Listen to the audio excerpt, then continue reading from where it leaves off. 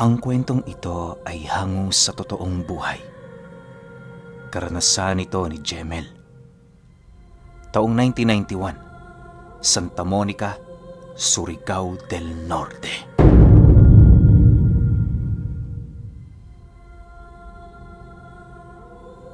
Itong mga panahong ito, kasalukuyang iniuwi si Jemel ng kanyang aktivistang ama sa kanilang probinsya. Bago ito tuluyang bumalik ng syudad, mariin itong ibinilin sa kanya na taasan ng pasensya dahil babalik din naman agad ito para kunin siya. Mapanganib kasi ang mga lakad noon ng kanyang ama, kung kaya't hindi siya doon maaaring bumuntot sa lahat ng oras. Sa ilang araw na pananatili niya sa kanyang mga lolo't lola, naging maayos naman ang lahat. Siya ang naging sentro ng kasiyahan ng mga ito, gawa ng wala naman yung ibang batang kasama sa bahay.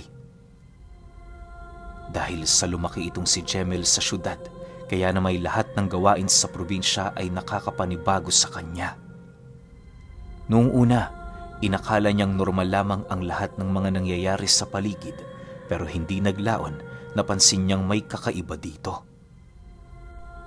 Bukod sa palagi niya kasing nasisipat na nagro-rosaryo ang mga magulang ng kanyang ama, may mga pagkakataon ding nasisilayan niya ang kanyang lolo na nagdarasal habang nakadapa sa pinakagitnang parte ng silid nito.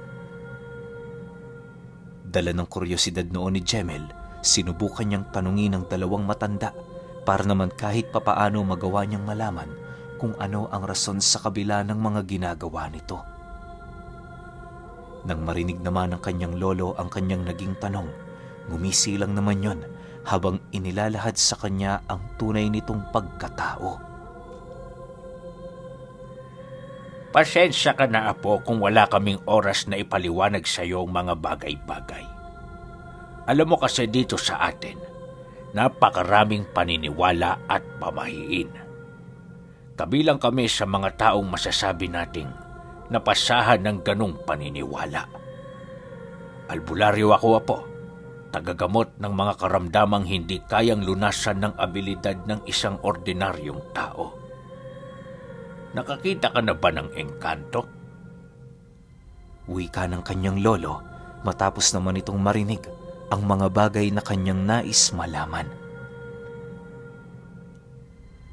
Dahil sa sinabi nito, agad namang napaisip itong si Jemel sa kadahilan ng unang beses niya lang rin noong marinig ang tungkol sa mga engkanto.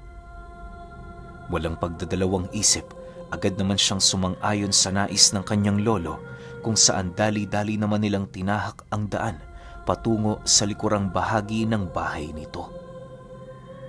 Pagdating nila roon, agad naman yung nag-usal habang patuloy na umiihip na animoy meron itong tinatawag.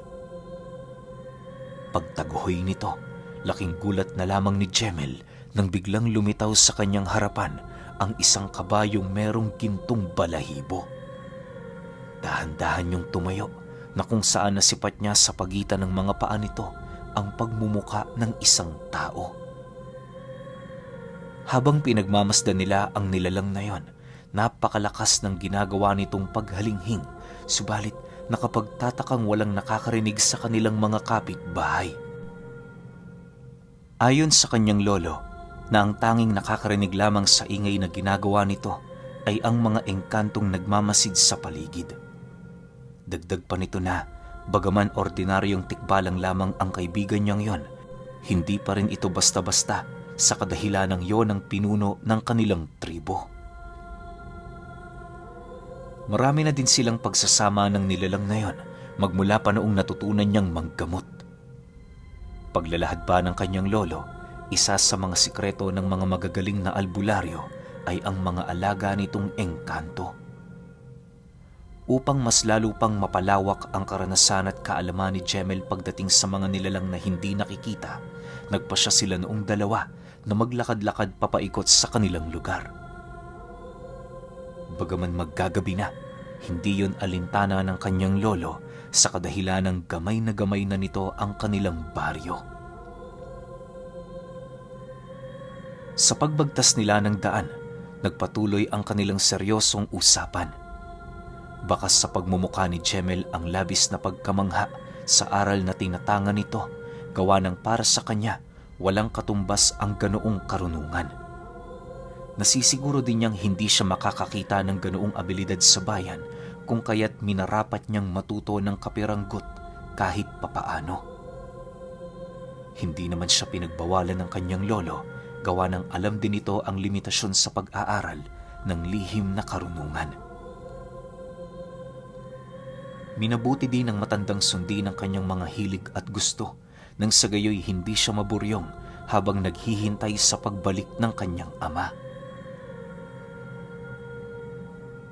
Makalipas lamang ang ilang minuto, nadapo na nga sila sa sentro ng baryo.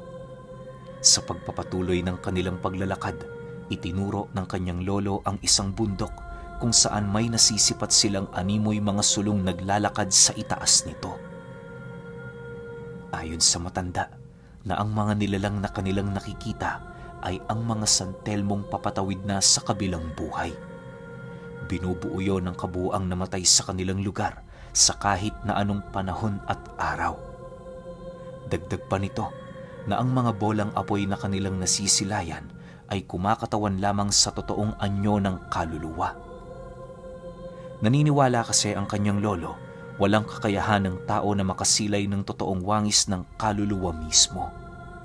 Kahit anong tinatangan mong karunungan, hindi mo pa rin yun masisilayan dahil taliwas na yon sa batas ng Panginoong tagapaglikha. Matapos nilang masilayan ang mga santelmo, doon din na pag-alaman ni Jemel na maliban sa kanila, tanging mga matatanda lamang sa baryo ang nakakaalam ukol dito. Medyo limitado lamang ang detalye ukol sa kaganapang yon, nang sa gayoy hindi nila maagaw ang pansin ng mga antingerong nagbabalak kunin ang mutya ng apoy ni San Telmo. Sa dinami-rami kasi ng San Telmo sa lugar na yon, paniguradong makakakuha roon ang kahit na sinong antingero. Bagaman hindi madali ang pagkuha nito, mas pinili ng mga nakakaalam na ibahagi na lamang ang tungkol roon sa mga taong kanilang pinagkakatiwalaan. Halos ilang dekada na kasi ang lumipas nang walang nakakatunog sa ganoong pangyayari sa lugar nila. Pagpatak ng 8:00 ng gabi, nagpasya na silang maglakad papauwi. Sa pagbagtas nila ng daan, kampante naman ang kanyang lolo sa paglalakad, gawa ng matagal na din siyang umuuwi ng 10 oras. Ngunit maya-maya pa, pagdating nila noon sa daang pinalilibutan ng talahib, laking gulat na lamang ni Jemel nang bigla siyang makaramdam ng kakaibang simoy ng hangin sa kanilang likod. Sa bawat pag-ihip nito ng malakas, may nararamdaman siyang animoy isang tela na lumalapat sa kanyang balat. Dala ng kanyang kuryosidad, agad naman niyang sinipat ang bagay na yon, kung saan bumungad sa kanya ang isang nilalang na nakalutang sa lupa habang nakatitig sa kanya. Nakausli na ang mga buto nitong kamay na parabang unti-unti yung iniaabot sa kanya ng nilalang na yon. Habang pinagmamasdan ito ni Jemel, ramdam na ramdam niya sa kanyang sarili ang pagkasira ng kanyang bait. Pilit siya noong sumisigaw pero nakapagtatakang walang lumalabas sa kanyang bunganga. Yung mga binti at kamay niya, hindi na niya maigalaw dahil sa takot na nararamdaman niya. Sinubukan niya din noong kalabitin ng kanyang lolo pero wala siyang magagawa sapagkat maging ang kanyang leeg ay hindi niya maigalaw patungo sa kinaroroonan nito.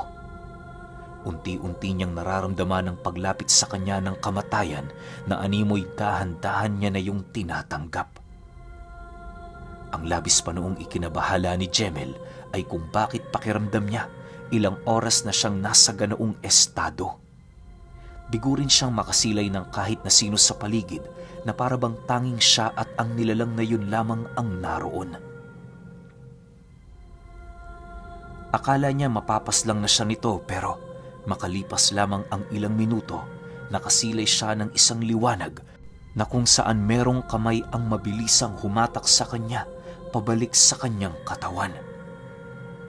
Pagsilay ni Jemel sa paligid, Nasipat niya ang kanyang lolong pinapagpagan siya habang nananatiling walang imik. Sa pagsipat niya sa kanyang harapan, tumambad sa kanya ang nilalang na nakasabit sa isang puno na halos hindi na makagalaw ng tuluyan. Bukod kasi sa nakatarak yon sa isang sanga, kitang-kita din niya ang pagtulo ng napakaraming dugo nito sa lupa na agad din namang naglaho na parang bula. Maya-maya pa, nang medyo makabalik na ang ulirat niya, agad naman siyang tumayo sa kabila ng kanyang nanghihina na mga binti. Upang mas mapadali ang kanilang paglalakad, pinili ng matanda na siya ay pasanin pabalik sa kanilang tahanan. Sa muli nitong pagbagtas ng daan, ramdam na niya ang pagmamadali nito na parabang hinahabol sila ng kung ano. Ngunit hindi pa man sila noon nakakalayo sa talahiban, muli na naman silang nakasilay ng isang baboy ramong kumakain sa gilid ng daan. Akala ni Jemel lalagpasan lang yon ang kanyang lolo, subalit pagharap nila dito, narinig niyang sumigawang matanda na nagsasabi ng, "Hindi niyo ba talaga kami titigilan? Umalis ka dyan! Umalis ka dyan!" Matapos yung sigawan ng kanyang lolo, doon nila nasipat ang nanlilisik na mga mata nito. Unti-unting humaharap sa kanila ang baboy habang sinasabayan yon ng malalalim nitong pag-aangil. Ayon kay Jemel, na ang nilalang na yon ay halos kakaiba sa mga baboy na matagal na niyang nakikita. Bukod sa parang pusa ang mga kuko nito, meron din yung mga kalamnan na nagkakaroon na ng hugis na parabang napakarami na nitong pinagdaan ng trabaho. Marami din yung mga nagsisiusli ang pangil sa bunganga at ang pinaka nakakatakot sa nilalang na yon ay ang nguso nitong animoy may sungay. Sa pagpapatuloy ng kanilang pagmamasid, dahan-dahan naman siyang ibinaba ng kanyang lolo habang nananatiling tahimik. Bago yun tuluyang tumayo, inihipan siya nito ng mga usal sa kanyang katawan na siya namang nagbigay sa kanya ng labis na kapanatagan. Pakiramdam noon ni Jemel, wala nang makakalapit sa kanya basta patuloy lamang ang pagkakaroon ng bisa ng mga usal. Sa pagtayo ng lolo niya, dali-dali naman yung humarap sa baboy habang binubunot nito ang kanyang sinturong maraming mga simbolo. "Anong nangyari sa'yo? Parang nawala na yata ang pagrerespeto mo dito sa ating baryo. Pero huwag kang mag-alala. Ipapaalala ko sa iyo kung sino ang kinakalaban mo." Wika ng kanyang lolo, pagbagsak ng sinturon nito sa lupa. Nang marinig naman yon ng nilalang, hindi na yon nagdalawang isip pang sumugod. Buong tapang nitong binagtas ang daan patungo sa kinaroroonan nila Jemel na parabang hindi ito nababahala sa kayang gawin ng matanda. Ngunit bago pa man yun makalapit sa kanilang kinaroroonan, bigla na lamang yun napatigil sa lupang kanyang dinaraanan nang mabilisan yung batuhin ng usal ng lolo ni Jemel. Pagbalot ng usal na yun sa katawan nito, agad namang bumagsak sa lupa ang baboy na parabang napako na roon ng kanyang mga galamay. Sinubukan din itong magpumiglas papalayo sa matanda pero wala na yung nagawa. Habang naglalakad papalapit sa nilalang ang kanyang lolo, napakarami naman itong binibitawang mga buhay na kataga sa paligid. Paulit-ulit din itong inihahampas sa ere ang kanyang sinturon na parabang inihahanda nito ang kanyang braso para sa gagawin nitong pagparusa sa nilalang na yon.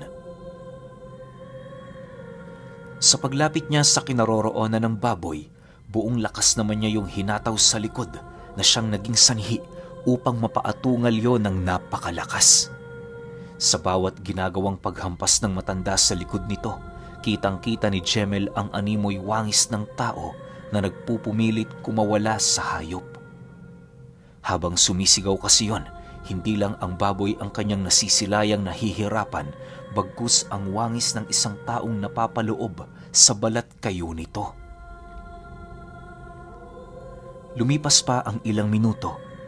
Dahil sa tindi ng sakit na kanyang pinagdaanan, tuluyan na din yung sumuko. Sa isang iglap, unti-unting nalusaw ang katawan ng baboy na kung saan ang paglitaw naman ng isang taong butot balat na halos walang saplot ang katawan. Pagsilay ng matanda sa nanlilisik nitong mga mata, dali-dali naman niya yung nilapitan at walang pagdadalawang isip na nilukot ang mismong mata ng nilalang gamit-gamit ang kanyang daliri. Matapos niya yung maisakatuparan, tinadyakan niya pa yon ng napakalakas habang nagwiwika ng, "Sinasabi ko sa iyo kanina, parang hindi ka na nakakakilala. Sa tingin mo kakampihan ka ng iyong tribo kahit mali ang ginawa mo? Subukan lang nila. Hindi ako mag-atubiling lipulin ang lahi ninyo sa lugar na ito." Matapos makapagsalita ng matanda, bahagya namang nabaling ang atensyon nito sa gilid ng talahiban nang makarinig siya doon ng boses na nagsasalita. Sa paglitaw ng nilalang na gumawa ng tinig, doon niya nasilayan ang katribo ng aswang na nagtangka sa buhay ng kanyang apo. Hindi natin kailangang makipagdigma sa bawat isa dahil lamang sa pagkakamali ng iilan. Pasensya ka na. Kasalanan ko kung bakit nangyari ang bagay na ito sa inyo. Naging pabaya ako. Hindi ko napansin na meron na pala akong mga suwail na miyembro. Wika ng isang makisig na lalaki na siya namang pinuno ng nilalang na pinahirapan ng lolo niya. Matapos nilang marinig ang sinabi nito, wala naman silang nagawa kundi ang manatiling kalmado. Habang inaakay ng mga nilalang ang kasama nitong pinahirapan ng kanyang lolo, mariin namang inilahad ng pinuno nito ang kanyang imbitasyon sa kanilang dalawa para sa magaganap na ritual sa pagpatay sa suwail nilang kauri. Nangako din yung walang mangyayari sa kanila, gawa ng alam din naman ito na sa kahit na anong aspeto ng pakikipagdigma, hindi nila makakayang magapi ang matanda. Upang mapasang-ayon ang lolo ni Jemel, ibinigay nito ang pagpapasya sa kanya.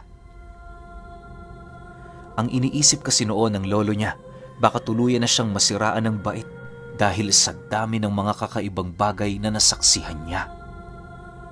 Nang marinig naman yun ni Jemel, agad naman siyang sumang-ayon na sumama. Bagaman natatakot, alam niya sa kanyang sarili na buong buhay niya yung pagsisisihan kung sakali mang hindi niya yun masaksihan. Dahil sa kanyang naging sagot, wala namang nagawa ang lolo niya kundi ang sumang-ayon sa kanyang pasya. Matapos ang kanilang pag-uusap, agad naman nilang binagtas ang daan patungo sa pugad ng mga aswang. Kahit alam nilang napapaligiran sila noon ng kanilang mga kalaban, bakas sa pagmumukha ng matanda ang pananatili nitong kalmado. Ni minsan hindi yun kinabahan na para bang malalim na ang karanasan nito pagdating sa mga uri ng aswang. Maya-maya pa, nang makarating na sila sa pugad ng mga nilalang, doon nila nasipat ang isang malaking siga sa gitna ng malaking bahay. Pag-upo nila sa harapan nito, dali-dali namang inutusan ng gabunan ng mga aswang ang pagkuha sa isang malaking kawa na nasa likod ng kanilang pamamahay. Pagsilay doon ni Jemel, halos mapasukan na lamang siya nang masipat niya ang mga butong nakakapit sa kawang yon na parabang hindi ito nahuhugasan. Sa paglapat ng apoy ng siga sa likod ng kawa, agad naman yung binuhusan ng tubig ng mga aswang. Hinintay nila yon ng ilang minuto at nang kumulo na ito, doon na binasbasa ng gabunan ang suwail nilang miyembro. Habang panay ang pagpupumiglas nito, kitang-kita nilang maglolo kung papaano yun lapatan ng dasal ng gabunan. Paulit-ulit din itong sinasabi sa nilalang kung ano ang kanyang mga huling hiling bago ito tuluyang lapain ng kanilang angkan. Matapos ang ritual na isinagawa ng mga nilalang, paisa-isa namang inihulog ng mga aswang ang dala nitong tain ng mga kalabaw sa kawa. Binuhusan din yon ng maitim na langis na parabang yon ang pagbababara ng taksil sa kanilang pamilya. Matapos nila yung maisakatuparan, pinahilera na ng gabunan ang lahat ng sigbin sa paligid. Ang siste kasi noon, hindi ang pamilya nito ang kakain sa kanilang kauri, bagkus ay kanilang mga alaga na ilang araw nang hindi nakakatikim ng karne. Taliwas sa paniniwala ng mga aswang ang pagkain sa kadugo nila, lalo pa kung nakagawa yun ng pagkakasala, kagaya ng pagtataksil at pagtatraidor sa kanilang lahi. Ayon pa sa mga ito na may posibilidad na makuha nila ang pag-uugali ng nilalang na yon kung susubukan nilang kainin ang laman nito. Makalipas pa ang ilang minuto, agad naman nilang inilubog sa kumukulong likido ang nilalang na yon. Habang nagpupumiglas ito, panay naman ang ginagawa nila doong pagtusok ng kahoy upang mapigilan yon sa binabalak nitong pagtakas. Maya-maya pa, nang tuluyan ng manghina ang nilalang, dahan-dahan na din yung lumubog sa kawa. Pagramdam nilang patay na ito, paisa-isa namang nagsiangil ang mga aswang bilang pagpapakita ng kanilang pagbubunyi. Sa muling pagbalik ng katahimikan sa paligid, dahan-dahan namang lumapit sa kanila ang gabunan habang nagwiwika sa matanda ng, "Pasensya na kayo sa mga nangyari. Sana maipagpatuloy pa rin natin kung ano ang sitwasyon natin mula noon. Hayaan ninyo, magmula sa oras na ito, ipinapangako ko na lahat ng mga kauri ko, madidisiplina ko ng husto. Hindi ko kayang palagpasin ang ganitong pangyayari. Wala sa aming lahi ang pagiging bastos sa mga taong itinuturing na naming kaisa at kadugo." Nang marinig naman ng matanda ang sinabi nito, ngumisi lang naman yon habang sumasagot sa gabunan ng,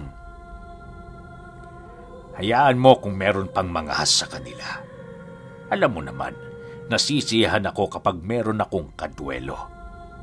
Hindi akong mag-iingat, bagkus silang may mga masasamang binabalak." Matapos ang kanilang pag-uusap, agad naman silang inihatid ng gabunan pabalik sa kanilang tahanan. Habang binabagtas nila noon ang daan, unti-unting nauunawaan ni Jemel na hindi pala nila mga kalaban ang nilalang na yon. Maaaring kaya lang naman sila tinambangan ng aswang sa kanilang dinaraanan ay dahil sa hindi nito nakilala ng husto ang matandang kasama niya. Ayon pa kay Jemel, mataas din ang posibilidad na maaaring kaya ito nagpakita sa kanila noong gabi ay dahil sa kanyang presensya. Sa pagbalik nila sa kanilang tahanan, agad din namang umalis ang mga nilalang. Bago yun tuluyang lumisan, inilahad nito sa lolo niya na patuloy nilang babantayan ang kanilang tahanan upang masigurong hindi na sila mapagkakamalang kalaban. Magmula din noong nangyari ang insidente, mas naging tahimik na ang kanilang pamumuhay. Hindi man sa pagmamayabang pero naging natural na lamang para kay Jemel na meron silang makasalubong na aswang sa baryo. Ang iilan sa mga ito, nasisipat niya tuwing gabi na dumaraan sa kanilang tahanan na may bit-bit na bangkay ng tao. Wala naman silang karapatang pakialaman ang gawain ng mga aswang sa kadahilanang hindi na nila yon trabaho. Natutunan din niyang huwag humusga sa kung ano ang kanyang mga nakikita, lalo pat hindi niya alam ang istorya sa likod nito. Ilang buwan pa ang lumipas, medyo marami na ngang karanasan si Jemel sa lugar ng mga magulang ng kanyang ama. Natutunan na din niya noong bumuhay ng mga usal at magpakain ng mga agimat niyang tinatangan. Sa pagbalik ng kanyang ama sa lugar nila, pinili niyang manatili na lamang roon kaysa sumama pa rito sa pakikipagbaka. Alam ni Jemel na walang maidudulot ang pagiging aktivista nito kung kaya't pinili na lamang niyang umiwas. Ilang taon pa ang lumipas, nabalitaan niyang napaslang na ang kanyang ama ng mga sundalo. Hindi lang pala yun nakikipagbaka sa syudad, bagkus ay pinili pa nitong sumali sa mga nagre-revolusyon. Masakit man ang balitang yun para sa kanya, ninais na lamang niyang manahimik sa kadahilanang wala na siyang magagawa. Itinuon din niya ang kanyang wisyo sa pagtuklas ng mga karunungan sa ilalim ng kanyang lolo na kinikilalang berdugong mamamatay ng mga aswang.